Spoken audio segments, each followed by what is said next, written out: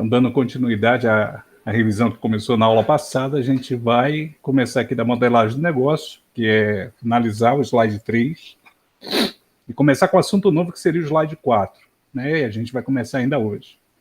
Então, vamos lá. A depender do escopo do contexto do sistema, o projeto de software pode envolver uma modelagem de negócio da organização. A modelagem de negócio procura entendimento inicial de metas e objetivos da organização, uma visão de negócio, né?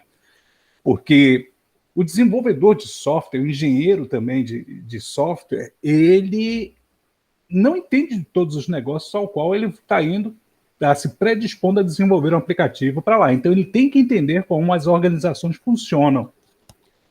É essa visão que a pessoa tem que ter. Então, tem que dar uma dada em toda a empresa, todos os departamentos envolvidos, para que ele entenda a natureza do negócio, como funciona cada departamento da empresa. Ele tem que entender isso, tá? Então, visa entender o problema a ser resolvido e a natureza do domínio do negócio da organização e identificar o perfil da empresa e dos funcionários, os processos existentes e as ferramentas utilizadas.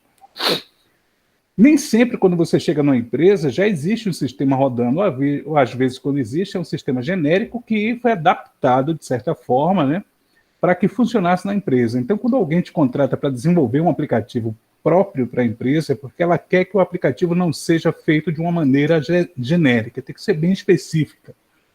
Por isso, você tem que entender e tem que fazer a modelagem de negócio.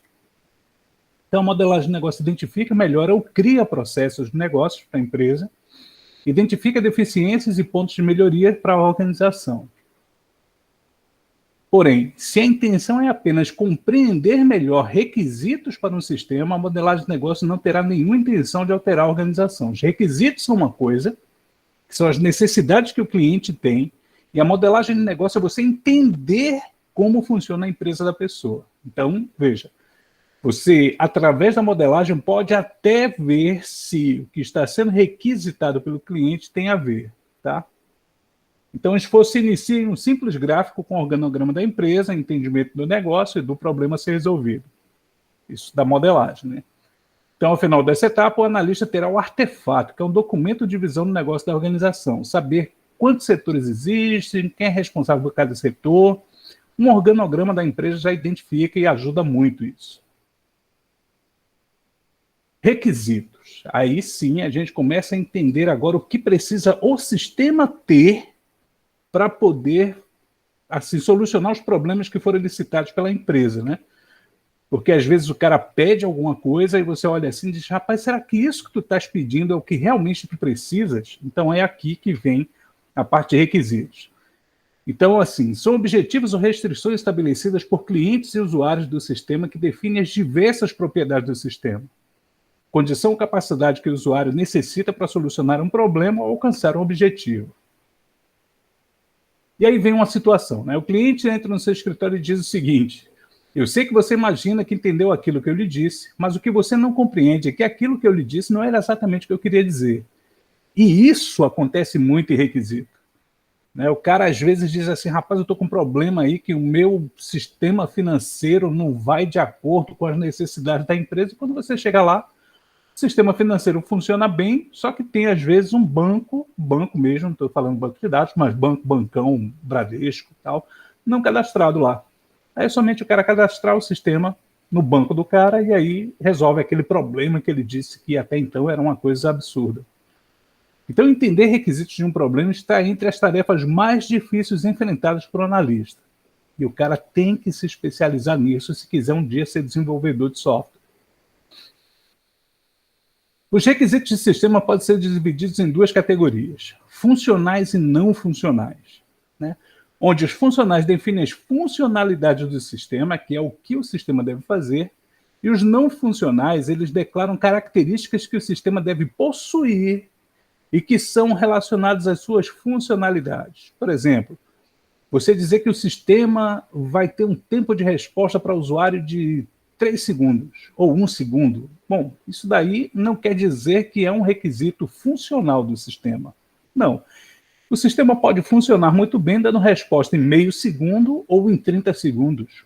Se o sistema é lento ou rápido demais, não quer dizer que ele não esteja funcionando. Ele funciona, mas ou muito rápido ou muito lento. Entenderam? Requisitos funcionais. Exemplo, o sistema deve permitir o cadastro de clientes. Então, para funcionar, o sistema deve cadastrar clientes. O sistema deve permitir o cadastro de produtos. Então, para funcionar, o sistema deve permitir o cadastro de produtos. Estão entendendo como é? Então, o sistema deve emitir relatórios de vendas. Então, assim, é um requisito que tem que ter no sistema para que ele possa funcionar bem, porque ele vai resolver um problema que eu tenho. O sistema antigo eu não tenho relatório de vendas, então gostaria, né, que nesse sistema novo tivesse. Então, assim, é um sistema funcional. Requisitos não funcionais, né? A base de dados do sistema deve ser protegida para acesso apenas de usuários autorizados, ou seja, a famosa criptografia. A criptografia existente em um computador, ela é gerida pelo próprio sistema operacional do computador e não pelo teu aplicativo. Então, entenda, é um requisito não funcional, mas que eu posso utilizar a funcionalidade dele já existente em um sistema operacional, e não no meu sistema que eu estou desenvolvendo. Então, são coisas assim, ó. O tempo de resposta do sistema não deve ultrapassar 30 segundos. Aí o cara diz, poxa, pode ultrapassar, ou pode ser mais rápido. O software deve ser operacionalizado nos sistemas Linux ou Windows, ou seja, são coisas externas que não tem nada a ver com o meu desenvolvimento, tá? E que o meu sistema pode funcionar muito bem em Windows e não funcionar em Linux ou macOS. Então, mas o meu sistema funciona. Quando o cara diz que ele deve funcionar em Linux e Windows, é somente uma parte que eu tenho de escolher uma ideia boa para desenvolver. Eu sei que Java funciona bem nos dois sistemas. Então, eu posso desenvolver uma linguagem Java e o meu sistema irá funcionar atendendo esse requisito não funcional. Requisitos. Requisito permite entender o que o cliente deseja, analisar suas necessidades, avaliar a viabilidade de sua construção, negociar a solução razoável para o problema encontrado, especificar uma solução sem ambiguidade, sem dúvidas, né? Sem devaneio do cara dizer assim, meu Deus, será que isso daqui vai resolver? Não, o cara tem que ter a certeza. Então, o requisito vai dizer isso para ele. E validar as especificações, né? Que se são funcionais, não funcionais, de negócios, de processos, por aí vai. São as diversas tarefas e técnicas que levam ao entendimento das necessidades do cliente. Lembre-se, requisitos são necessidades do cliente que precisam ser resolvidas pelo aplicativo que você está desenvolvendo. É uma ação de equipe de desenvolvimento de software que vai desde a comunicação inicial com o cliente até a fase de modelagem. Deve ser adaptado às necessidades do processo, do projeto, do produto e das pessoas que realizam o trabalho. Então, tem que ser adaptado a tudo que tem dentro da empresa.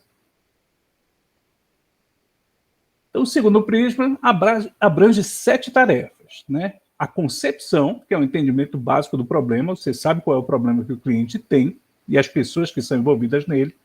O levantamento, que são os objetivos do sistema e como o sistema deve ser utilizado no dia a dia. Elaboração, que é o refinamento dos requisitos, identificação de diferentes aspectos de função e comportamento, né? Negociação, que é a ordenação e prioridade dos requisitos, quais são os essenciais e quais são os desejáveis. Especificação, né? Que são requisitos especificados em documentos, modelos gráficos, cenários de uso, protótipos, etc. Validação, certificar de que não haja dúvidas, ambiguidades, inconsistências, omissões e erros. Tá? Então, depois que você achar o requisito, você tem que validar isso daí. E aí, a gestão, que é identificar, acompanhar e controlar as necessidades de mudança. A gente viu no modelo ágil que tudo isso, essas 7 tarefas aí que o Prisma fala, no modelo ágil não vai ser bem seguido assim. Levantamento de requisitos. Também chamado de licitação de requisitos, é a parte mais árdua da construção de um software, consiste exatamente em identificar o que você deve construir. Nenhuma outra parte do trabalho promete tanto o resultado do trabalho ser elaborado, compromete tanto, né, o resultado do trabalho ser elaborado de forma incorreta. Então, se você não validar os requisitos e mesmo assim tocar para desenvolver, pode ter um retrabalho enorme no que você está fazendo. Nenhuma outra parte oferece tanta dificuldade para efetuar correções posteriores do que a licitação de requisitos mal feita. O levantamento de requisitos, apesar de parecer simples, né, trata-se de um processo extremamente complexo. Né? Aí vem problemas de escopo, né? Quando a empresa está sendo afetada pelo problema. Os limites do sistema são geralmente definidos de forma incompleta. Então, às vezes, você tem um problema aqui, mas você não vê que esse problema é ocasionado por outros pequenos problemas que tem dentro da empresa que você não está vendo naquele momento. Aí vem problemas de compreensão. Clientes ou usuários geralmente não estão completamente certos de suas necessidades, por isso é que você tem que olhar, fazer um levantamento geral do plano de negócio do cliente, né? A modelagem de negócio deve ser feita. Problemas de volatilidade, os requisitos mudam o tempo todo, então aí a empresa do cara é bem dinâmica, bem complexa e deve ser estudada de uma forma bem segura. O objetivo do levantamento de requisitos é obter conhecimento relevante, né, para o problema e prover o mais correto entendimento do que é esperado no software ou no sistema que você está desenvolvendo. Você tem que acertar no alvo do problema e aí sim esse requisito está sendo validado. Né? As informações e requisitos de um sistema podem ser encontradas em diversas fontes. Os clientes, usuários, documentos, especificações técnicas, sistemas legados, analistas de negócios, tudo isso daí podem fornecer para vocês, né, uma estratégia boa de você levantar os requisitos para o desenvolvimento do aplicativo para a empresa. Para as diferentes fontes de requisito, existem técnicas para viabilizar o levantamento, e aí são elas aí listadas, né? Reuniões formais, informais, entrevistas, questionários, workshops, brainstorm, análise de documentos, manual de sistemas legados. Então, tudo isso você encontra dentro da empresa, onde até o brainstorm você vê com pessoas que trabalham na empresa. Porque análise de documentos e manual do sistema legado, se já existir um sistema rodando na empresa, você vai poder ler a parte. Você pega esses manuais, esses documentos e vai ler a parte para entender realmente como funciona a empresa. Mas até brainstorm lá, de reuniões formais a brainstorm, você faz com os funcionários e pode fazer com os funcionários de cada departamento, o que é interessante. Informações que devemos ter para levantar os requisitos. Entendimento do problema e identificação das pessoas envolvidas. Então, o entendimento do problema você pode até já pegar com os stakeholders, né? Você conversar com o pessoal envolvido para saber que tipo de problema tem em cada departamento, fazer um grande levantamento desses problemas e daí, desses problemas, você começar a puxar os requisitos necessários para resolvê-los. Identificação dos riscos. Os riscos são as principais razões de falhas de um projeto de software. Quanto mais cedo identificá-los, melhor. Então, existem riscos de diversas maneiras, tá? Aí tem lá, o software pode sofrer influência de leis, então normas e decretos. Então, se você está mexendo num desenvolvimento de um aplicativo para um advogado, por exemplo, e no meio do desenvolvimento mudar uma lei, você vai ter que, e isso impactar no teu aplicativo, você vai ter que mudar o aplicativo como um todo, né? Problemas financeiros e tecnológicos. Nunca comece um projeto se você não sabe se a empresa vai poder te pagar. Ou nunca comece um projeto se você não sabe se a empresa tem recurso tecnológico para rodar a tua aplicação. Você vai olhar, é por isso que você tem que ir conhecer o cliente, a empresa dele, e saber se ele vai ter condições de pagar. É por isso que você vai elaborar um projeto e passar para ele antes. Então, tudo isso tem que ser observado antes de começar o desenvolvimento. Problemas com disponibilidade de recursos para o projeto, seja recurso financeiro, como dinheiro, quanto pessoal, que eles podem, de repente, disponibilizar para você começar a saber dos requisitos, né, necessários para o desenvolvimento. Falta de habilidade com a tecnologia ou pouca experiência aí é da sua equipe, né, do seu pessoal de projeto. E requisitos não são amplamente conhecidos, ou seja, nem eles sabem quais são os problemas que existem dentro da empresa para poder passar para você de uma forma segura e você começar a desenvolver o aplicativo. Então, tudo isso daí faz parte aí de identificação de riscos. Identificação das restrições, né? Restrições impostas sobre o desenvolvimento de software, que definem, por exemplo, a adequação de custos e prazos, a plataforma tecnológica, aspectos legais, que são os licenciamentos, limitações sobre a interface do usuário, componentes de hardware e software a serem adquiridos. Imagine você desenvolver um aplicativo para Windows, o cliente pediu, você vai e desenvolve, mas de repente o cara não tem licença para estar utilizando o Windows dentro da empresa dele. Tudo bem que isso é um problema dele, não é seu. Mas imagina se você, no dia da instalação do sistema, bate uma fiscalização na Microsoft e a Microsoft vê que os softwares são piratas. É certo de que o cara não vai querer te pagar porque ele vai perder os computadores dele, que a Microsoft vai mandar fechar tudo lá e aplicar uma multa enorme. Tá? Dependendo do parque computacional, a multa é bem grande mesmo.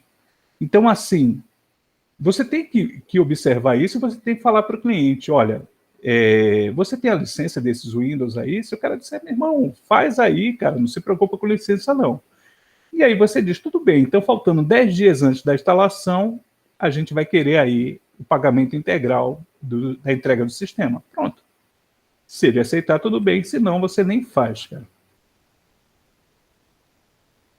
O resultado do formal levantamento de requisitos, né, é o artefato chamado documento de visão do software definido, ou o Project Backlog. Tá?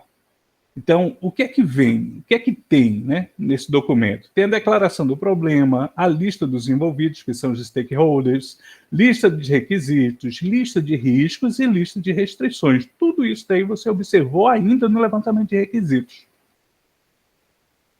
E isso daqui é um exemplo somente do que deve ter o documento de visão, tá?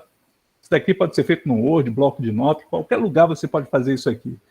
Que isso daqui é somente o índice, que é bem lá, introdução, que é o objetivo do documento, escopo, abreviaturas, siglas, pronto. Então, esse modelo daqui você faz, sempre colocando data, autor, revisão e o índice. E o índice vai ser dinâmico, né? Pode mudar a qualquer momento.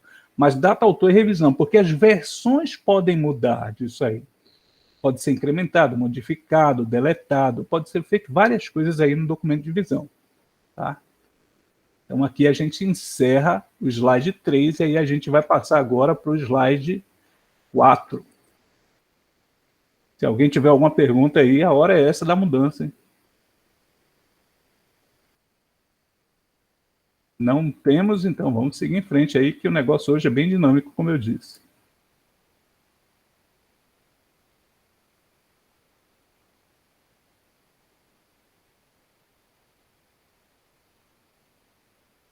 Bom, aqui é um slide novo para todo mundo, então aqui a gente começa a falar sobre análise de projeto de software. Requisitos, mais uma vez, como eu disse que essa é a parte mais importante, a gente está dando ênfase antes de entrar em modelagem. O objetivo de requisitos é introduzir os conceitos de requisitos do usuário, do sistema, descrever requisitos funcionais e não funcionais, explicar como requisitos de software devem ser organizados em um documento específico. Então, vamos lá, o que é um requisito? Mas, professor, o senhor já falou tanto isso daí, eu vou falar até cansar, cara. Tanto pode ser uma declaração abstrata de alto nível de um serviço ou restrição de sistema quanto uma especificação funcional matemática detalhada. Pronto. Né?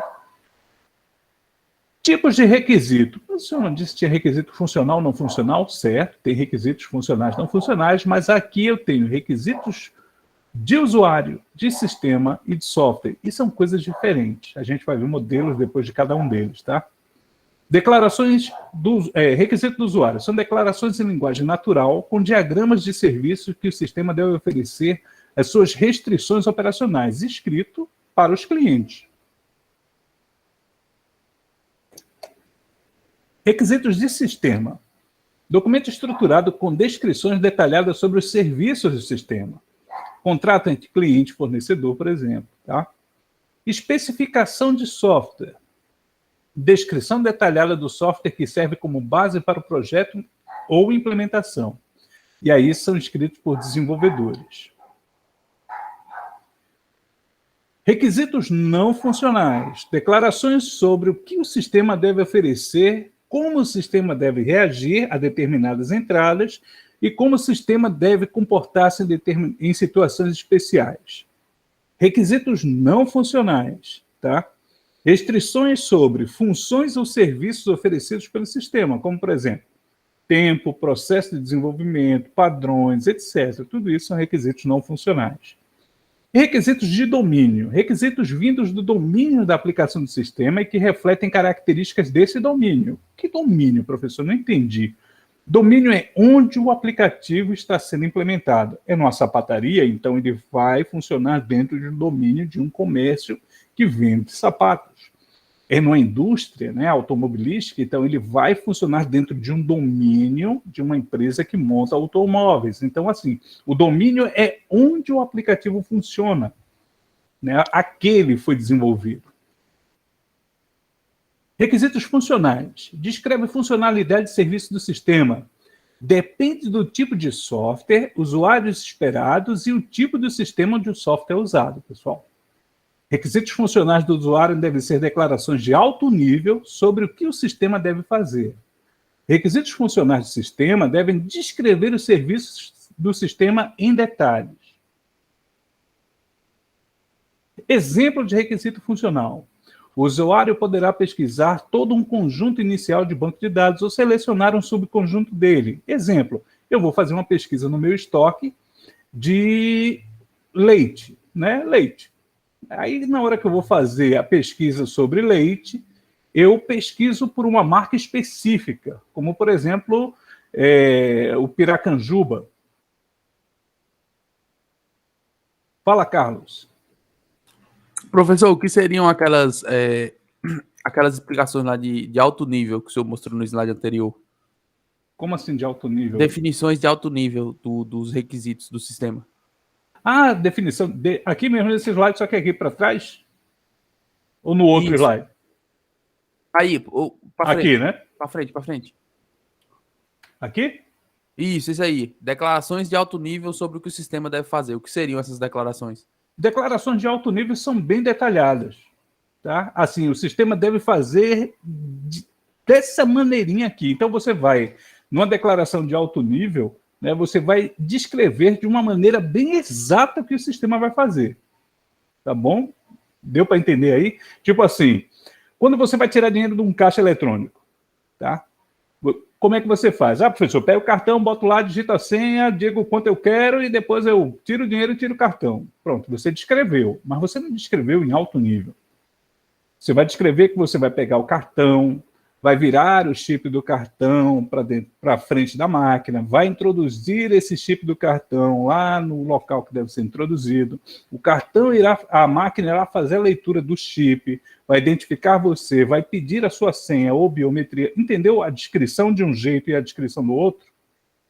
Um é bem superficial, bem por cima, e o outro é bem detalhado. Então, aqui nos requisitos funcionais, a coisa tem que ser bem detalhada. Beleza agora? Show de bola. Obrigado, professor. Beleza. Vamos lá. Requisitos funcionais. O usuário deverá pesquisar todo um conjunto inicial de banco de dados ou selecionar o subconjunto dele. Como eu ia falando a respeito do leite, aí eu vou pesquisar quantos litros de leite eu tenho na minha empresa, mas aí eu quero saber da marca Piracanjuba quantos tem. Então, aí eu vou pesquisar um conjunto como um todo ou parte desse conjunto, que é o subconjunto, né? O usuário deverá ler documentos armazenados no sistema como visualizadores apropriados. Então, isso tem na tela, né? Ele vai trazer, mais uma vez, aí vamos pegar o exemplo da parte de estoque. Então, vem na tela, né, o estoque desses litros de leite que existem por lá, seus fornecedores, quanto tem estoque, prazo de vencimento de cada um deles e por aí vai. E a todo pedido deve ser associado um identificador único, um PID, tá? O qual o usuário pode copiar para a área de armazenamento permanente da conta dele, no caso.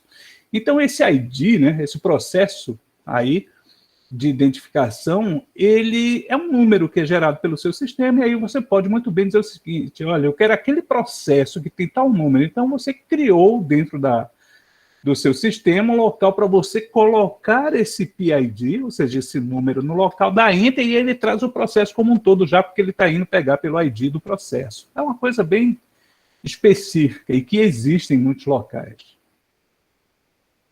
Imprecisão dos requisitos, né? Problemas podem surgir quando os requisitos não são estabelecidos precisamente. Requisitos ambíguos podem ser interpretados diferentes por usuários e desenvolvedores. Então, gerou dúvida, senta todo mundo e vamos tirar essas dúvidas. É a melhor coisa a ser feita. Considere o termo visualizadores apropriados. Né? O visualizador de propósito especial para cada tipo de documento diferente, que é o usuário, oferecer um visualizador de texto de mostra de conteúdo do documento para o desenvolvedor. Então, é o seguinte, o usuário e desenvolvedor tem que estar em harmonia, né? O cara tem que estar sabendo, um deve estar sabendo o que o outro quer. E esse um deve suprir as necessidades a ponto de fazer com que esse cara lá esteja plenamente satisfeito com o que está sendo oferecido para ele. Então, a equipe de desenvolvimento tem que estar o tempo todo se colocando no lugar do usuário. É assim que tem que ser, é assim que são desenvolvidos bons softwares, tá? E não o cara achar, porque é bom demais, achar que o que ele vai fazer o usuário tem que aceitar. Uma das coisas que a gente tem que entender é que eles pagam o desenvolvimento. Não é a gente que se paga, tá? Então é diferente. Completude ou consistência dos requisitos. Né? Em princípio, requisitos devem ser completos e consistentes. Completo. Descrições de todos os serviços a serem atendidos pelo aplicativo. Todos. Tá? Sem esquecer nada. Até o que o cliente não lembrou, você tem que lembrar e você tem que implementar. Consistência. Não deve haver conflitos e contradições nas descrições dos serviços. Então, tudo deve ser muito bem elaborado. Nada deve ser esquecido. E depois que você fazer esses requisitos, você leva até o cliente e vai fazendo uma espécie de checklist com ele para saber se tudo aquilo realmente é o que precisa ter no aplicativo. E, de certa forma, depois fazer com que o cliente assine, validando os requisitos que você elicitou. Então, isso daí faz parte do desenvolvimento. Tá? Na prática, torna-se impossível produzir um documento de requisitos completo e consistente, porque nem sempre o cliente vai dizer que vai assinar uma coisa que ele não sabe se tem realmente certeza do que está ali escrito. Requisitos não funcionais. Define propriedades e restrições do sistema, né, como tempo, espaço, etc. Requisitos de processo também podem especificar o uso de determinadas linguagens de programação, métodos de desenvolvimento, por aí vai. Veja, um requisito não funcional é você dizer que eu vou desenvolver o aplicativo inteiramente em Python. Aí o cara, tá, mas poderia ser desenvolvido em Java? Sim, poderia. E por que não vai? Aí o cara diz, porque eu não quero. Mas isso para o cliente pouco importa. O que ele quer é o aplicativo dele rodando. Então, em que IDE ou linguagem você vai fazer, pouco importa. Tá? Requisitos não funcionais podem ser mais críticos do que requisitos funcionais, porque não satisfaz de determinada maneira um sistema útil. Né? Por exemplo, você dizer que a tela do seu aplicativo vai ser rosa-choque. Bicho, é um requisito não funcional, porque a tela pode ser de qualquer cor que o teu aplicativo vai funcionar. Mas por que você quer rosa-choque? Porque o cliente está querendo isso. Então você manda o rosa-choque lá e o cliente que brigue depois com o oftalmologista para a agressão que vai ser no olho e trabalhar com rosa-choque o dia todo. Né? Classificação dos requisitos não funcionais. Aí vem requisito do produto. Né? O produto entregue deve comportar-se de forma particular. Velocidade de execução, confiabilidade, criptografia, por aí vai. Bom, isso daí não tem nada a ver com você, o seu aplicativo vai rodar normal. Tá? Requisitos organizacionais. Consequência de políticas e procedimentos organizacionais. Aí vem padrões de processo utilizados, requisitos de implementação. Tá? Requisitos externos, né? Consequência de fatores externos ao sistema e ao processo de desenvolvimento, como, por exemplo, legislação, uma norma, uma regra. Então, isso daí, para você, é o seguinte, olha, o meu sistema funciona para qualquer legislação, basta você me dizer qual é que vai ser a que vai ser regida pelo meu aplicativo.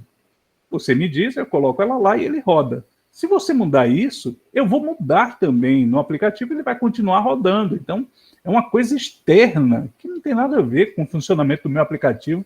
Você dizer que ele não vai mais funcionar caso mude uma lei. Ele continua funcionando, porém, a lei dentro do código está modificada. Eu vou ter que fazer alterações e atualizar. Exemplos de requisitos não funcionais. Aí vem requisito de produto.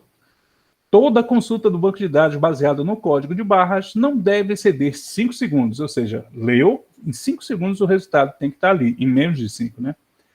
Requisitos organizacionais.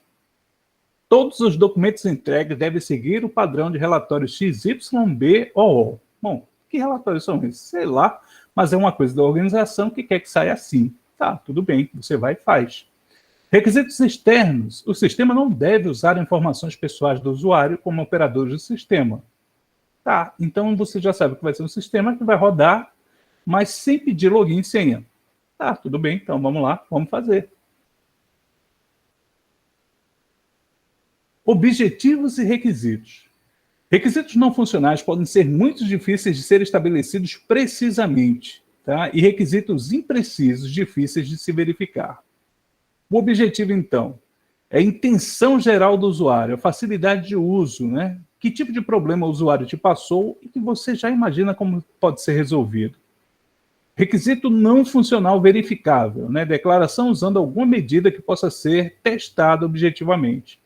O requisito não funcional verificável é justamente aquela parte de você dizer que o banco de dados vai responder em tantos segundos. Você pode até verificar.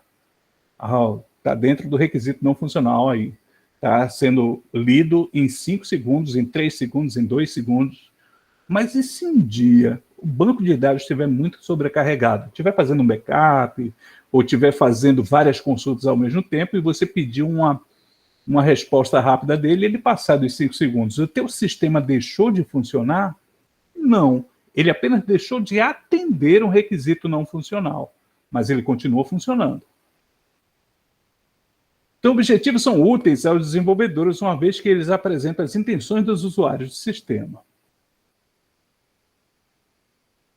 Objetivos e requisitos, exemplo. Objetivo do sistema. O sistema deve ser fácil de usar por usuários experientes e organizado de forma a minimizar erros do usuário. Então, pronto, isso daqui é um objetivo do sistema, tá? Um requisito não funcional verificável, exemplo. Usuários experientes devem ser capazes de usar toda a funcionalidade do sistema após 2 horas de treinamento. Após o treinamento, erros não podem ultrapassar de 2 por dia. Poxa, isso daí está ligado diretamente ao usuário. Como é que você pode dizer que o usuário não vai errar mais de 2 vezes? Cara, se um dia esse usuário estiver cansado, e se um dia esse usuário estiver de cabeça quente, e ele começar a fazer coisas lá que começa a dar erro no sistema, o erro é do teu sistema ou o erro é dele? Então são coisas que você não pode precisar e dizer que o teu sistema está ocasionando erros, onde na verdade o erro parte do usuário. Então isso são exemplos apenas. Requisitos de domínio.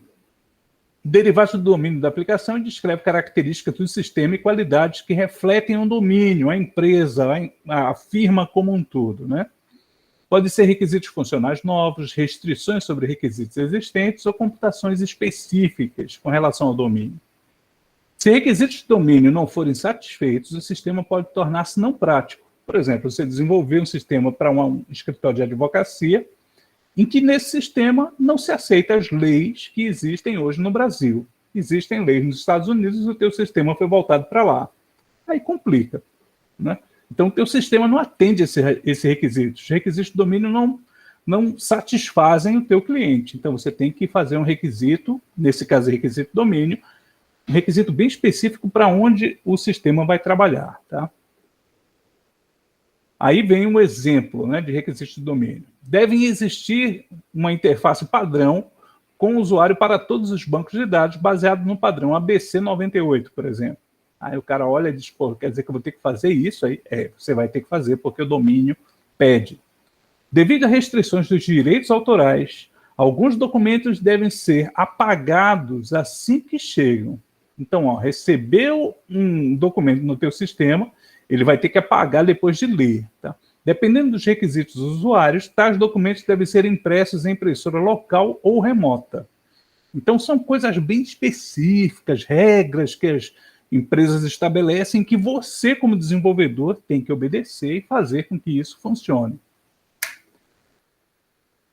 E aí vem, a desaceleração do trem deve ser computada através da fórmula dtrem é igual a dcontrole D gradiente, onde, né, Aí vem onde, se você não tiver controle do trem, você vai ter apenas o gradiente de desaceleração e aí você começa a perder o controle desse trem. E por aí vai. São regras que são estabelecidas que você deve somar e colocar dentro do teu sistema. Tipo, você fazer um controle de estoque onde você não dá baixa daquilo que é vendido. Aí fica complicado, né? Então o estoque vai ser sempre igual a entrada e saída. Entrou 30, saiu 29, então ainda no estoque tem 1. Então tem que ser assim, é mais ou menos a fórmula do trem aí. Então, entendimento. Requisitos são descritos na linguagem de domínio da aplicação. Não é entendido pelos engenheiros de software que vão desenvolver a aplicação, por isso que o engenheiro tem que estar lá dentro da empresa, entendendo como a empresa funciona. A implicitude, né? São especialistas de domínio que entendem a área tão bem que não tornam todos os requisitos de domínios explícitos. Por quê? Para o cara que conhece bem como funciona uma empresa, às vezes para ele não tem problema. Mas para o leigo que trabalha no dia a dia, está vendo que existem problemas ali. Então é bom você sempre conhecer o ponto de vista das duas extremidades, do cara que sabe muito sobre a empresa e do cara que só trabalha na empresa, mas não entende dela como um todo. É por isso que você tem que passar em todos os departamentos, conversar com o chefe de cada departamento para saber como funciona o departamento dele, porque às vezes ele sabe mais do que isso do que o próprio dono da empresa. Tá? Requisitos do usuário. Devem descrever requisitos funcionais e não funcionais de tal forma que sejam entendíveis pelos usuários do sistema que não têm conhecimento técnico detalhado, e eles nunca vão ter, tá? Requisitos do usuário são definidos usando linguagem natural, linguagem clara, coloquial, né? Tabelas e diagramas também. E aí vem as medidas de requisito, né? Aí vem velocidade, tamanho, facilidade de uso, confiabilidade, robustez, portabilidade, e aí a medida que está sendo estudada cada uma delas aí. Até o tempo de treinamento, número de quadros de ajuda, tempo médio de falhas, que tem a ver com confiabilidade. Então, isso daí são coisas que vocês vão adotando ao longo do desenvolvimento de um sistema. Documentos de requisitos. Documento de requisito é a declaração oficial do que é requerido pelos desenvolvedores do sistema. Deve incluir uma definição, uma especificação dos requisitos. Deve declarar o que o sistema deve fazer e não como o sistema deve fazer. Tá? É o que deve ser resolvido e não como vai ser resolvido. Como vai ser resolvido você já sabe, e o cara espera que isso seja feito. Então vem um guia aí para escrever requisitos. Aí tem, adote um formato de padrão e uso para todos os requisitos. Isso daí é sua assinatura como desenvolvedor sendo criada já, tá? Use linguagem consistente, linguagem clara, direta, sem dúvida, né? que deverá para requisitos obrigatórios e deveria para os desejáveis. Então use, né, essas duas maneiras aí. Um texto em negrito para identificar partes chaves dos requisitos e evite jargão de computação, né? Do tipo assim, nós agora vamos fazer no processamento binário, com computação quântica, então evite essas coisas assim que o usuário vai olhar e vai dizer que danado esse cara está falando aí. Bota uma linguagem clara, não precisa ser muito rebuscado e técnico, não. Requisitos do sistema, especificações mais detalhadas dos requisitos do usuário. Serve de base para projetar o sistema, pode ser usado como parte do contrato do sistema e geralmente são expressos usando modelos de sistema como UML, que vai ser o nosso próximo assunto já, tá? E aí vem a alternativa para especificações, onde a linguagem natural estruturada depende dos formulários padrões que você vai criar, né? A anotação e a descrição estão sendo mostradas aí. Linguagem de descrição do projeto, linguagem semelhante à linguagem de programação, mas com recursos abstratos para especificar requisitos. Então, isso daí são coisas que você vai começar a utilizar e se familiarizar com isso, né? Notações gráficas, que são os diagramas de casos de uso, que é o nosso próximo assunto, e especificações formais, como uma linguagem de sintaxe semântica bem definidas, tá? E somente para que a gente tenha uma primeira identificação, isso daqui é um diagrama de casos de uso. Ó. Você vai utilizar muito esse bonequinho palito aí, né? Dizendo quais são os usos da sua aplicação dentro de uma empresa. Então, está tudo aí bem descrito, assim, aquela história de entender ou quer que eu desenhe. Aí você vai e desenha desse jeito. Onde o usuário da biblioteca vai fazer um serviço de empréstimo, pegar um livro na biblioteca, aí o admin, né, a administração do usuário, que na verdade é o funcionário da biblioteca quem faz, e o serviço de catálogo quem fornece os livros aí. Então, quem está ligado diretamente a quem em um processo dentro de um sistema de biblioteca, tá? É o que está sendo demonstrado aqui.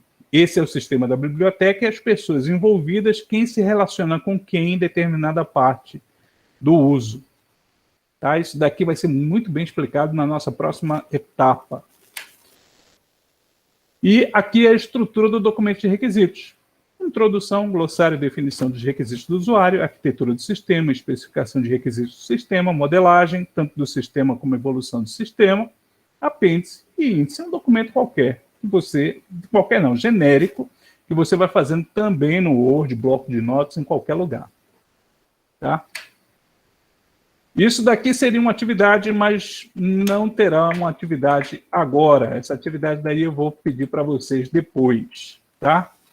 Porque agora já são 15h41, eu calculei essa aula para terminar às 15h40, e esse 1 minuto aí foi pela pergunta do Carlos, mas sem problema, aí estava dentro do programado. Então, assim, pessoal, eu vou deixar depois essa gravação aí também disponível, porque eu estou esperando compilar, e essas gravações, como eu dou muitas aulas, elas demoram a fazer a compilação, e depois eu tenho que saber que aula foi dada em determinado dia, para, de repente, não botar um assunto para vocês como interação humana no computador, uma aula gravada que não tem nada a ver com vocês aqui. E aí eu vou deixar essa aula também disponível junto com a da semana passada, tá bom? Dúvidas, se vocês tiverem, eu vou deixar depois um campus aqui mesmo no Classroom, para que vocês comecem a colocar as dúvidas e a gente comece a tirar pelo próprio Classroom, como se fosse um fórum, tá? E nesse fórum aí, se as dúvidas foram realmente relevantes e forem se acumulando, a gente vai parar um dia, independente de ter aula ou não, para a gente só tirar essas dúvidas. Tranquilo? Show de bola. Beleza, pessoal? Irei parar a gravação.